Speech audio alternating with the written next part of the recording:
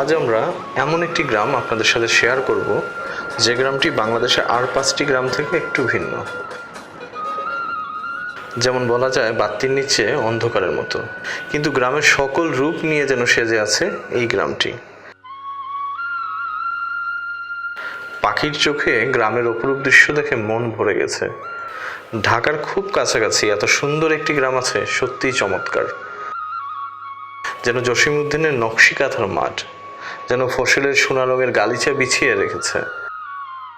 এমন দৃশ্য দেখে মনে মাঝে মাঝে গুনগুন করে বেজে উঠছিল সেই রবীন্দ্রনাথ ঠাকুরের গান, গ্রাম ছাড়া ওই রাঙা মাটির পথ।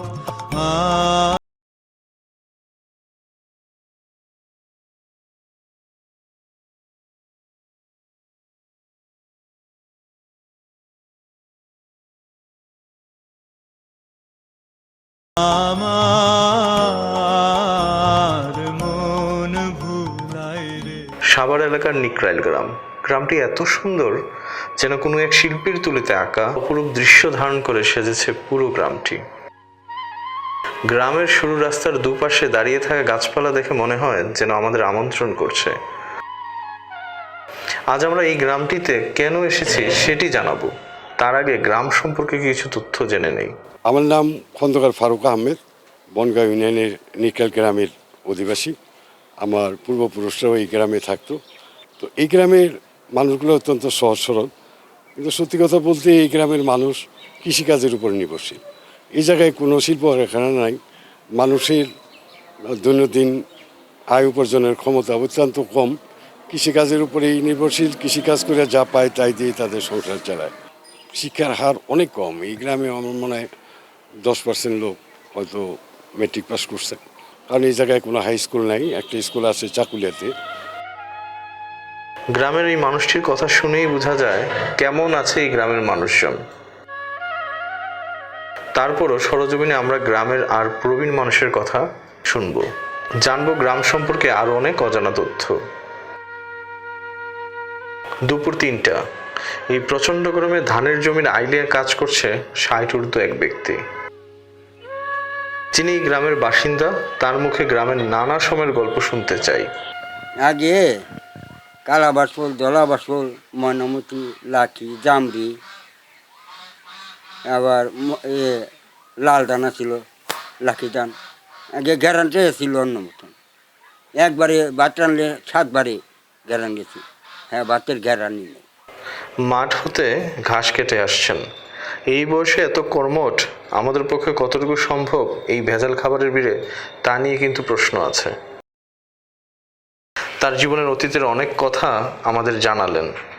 কাম না করলে পয়সা দেবে কেরা? একটা চা খাইবার গেলে 5টা টাকা লাগে, 5টা টাকা লাগে। একবার বিড়ি খাইতে লাগে 20 টাকা, 25 টাকা আমার আয় করতে দেবো না।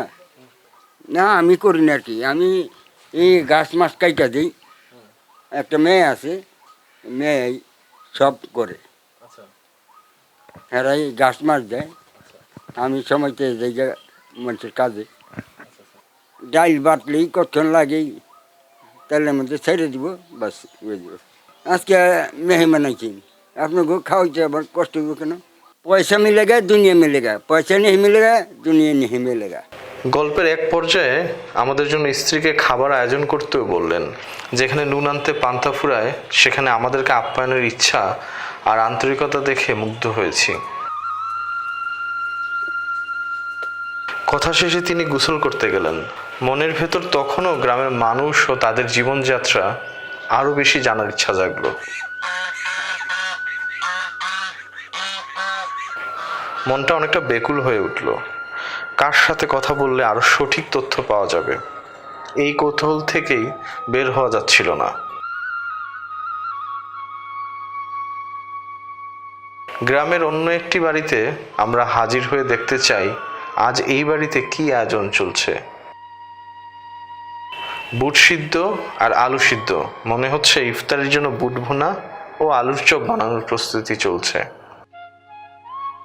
মনের কৌতূহল নিবারণ করার জন্য প্রশ্ন করে বসলাম, এগুলো দিয়ে কি করবেন? আল্লাহর উপরে ভরসা, আল্লাহ যখন খাওয়াবি তখন খাবো। আল্লাহ যদি না খাওয়ায় তাহলে আমার ক্ষমতা নেই খাওয়ার। এমন প্রশ্নের এমন উত্তর শোনার জন্য প্রস্তুত ছিলাম না। কথা শুনে চোখ কপালে ওঠার মতো অবস্থা। জানতে চাইলাম রমজান মাস চলছে, ইফতারিতে কি আয়োজন করেছে। থোকমা ভিজাইছি, এই থোকমা গিল দেওয়া একটু বাচ্চাদের শরবত বানাই দেবো, এগুলি খাইব। তারপরে আর এই যে পান্তা ভাত গিলি, এগুলি আমি পোলা পানকে দুইয়া সুন্দর করে এইগুলি ইফতারি করবার দেবো। আগে যে মতন ছিলাম এই রোজার মতো ছিলাম, এখন এই রোজাই, কারণ আমার বাচ্চাদের তো খাওয়ার মতো কিছু।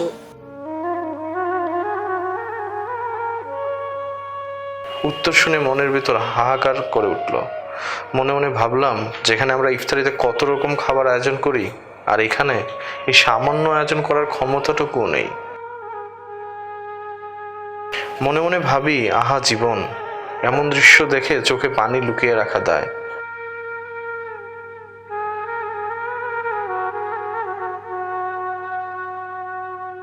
কোনো রকমে লুকিয়ে একটু সহানুভূতির হাত বাড়াতেই ভুবন জয় করা একটি হাসি মাখা মুখ দেখে মন ভরে উঠল। প্রশান্তির বাতাস বয়ে গেল শরীরে। সামান্য উপরে এত খুশি। যাদের অনেক আছে, তারা যদি সমাজের এই সকল অসহায় মানুষের পাশে একটু সহানুভূতির হাত বাড়িয়ে দেয়, তাহলে হয়তো সমাজের চেহারাই পাল্টে যাবে। আমরা এই সিয়াম সাধনার মাধ্যমে যেভাবে আল্লাহ তাআলার নৈকট্য অর্জন করি, পাশাপাশি যদি আমরা এই রোজার মাসে গরিব দুঃখীদের পাশে এসে দাঁড়াই, আল্লাহ তাআলা আমাদের প্রতি আরও বেশি খুশি হবে। এজন্য বিত্তবান যারা আছে তাদের প্রতি আমার একটা উদাত্ত আহ্বান থাকবে, তারা যেন এই সিয়াম সাধনার মাসে নিজেদের পাশাপাশি আরও যত গরিব দুঃখী আছে তাদের দিকে একটু নজর রাখেন। তাহলে আল্লাহ তাআলার সন্তুষ্টিও হাসিল হবে এবং গরিব দুঃখীরাও একবেলা অথবা দুবেলা ভালো কিছু আহার করার জন্য একটু সুযোগ পাবে। ইফতারের সময় ঘনিয়ে আসছে। সিরাজ খানের আতিথেয়তা গ্রহণে পালা এবার। তার সামর্থ্য অনুযায়ী আমাদের জন্য লেবু শরবত, খেজুর, বুট মুড়ি, শাক খেতে দিলেন।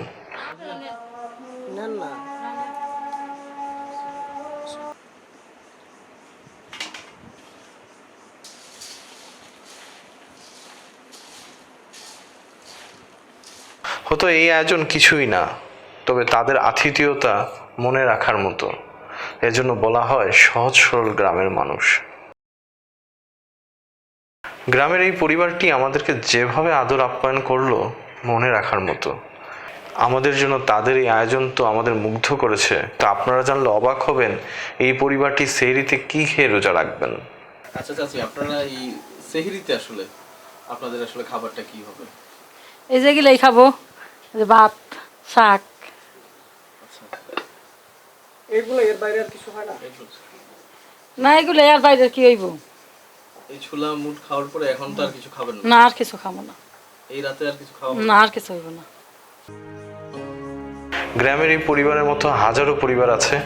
তারা যতটা আন্তরিকতার পরিচয় দিয়েছে, আমরা কি তাদের প্রতি এমন আন্তরিকতা দেখাই? আমার আপনার খুবই কাছে এমন অনেক পরিবার আছে, যাদের একটু সহযোগিতা আর পাশে দাঁড়ালেই তাদের পরিবারে হাসি ফুটবে।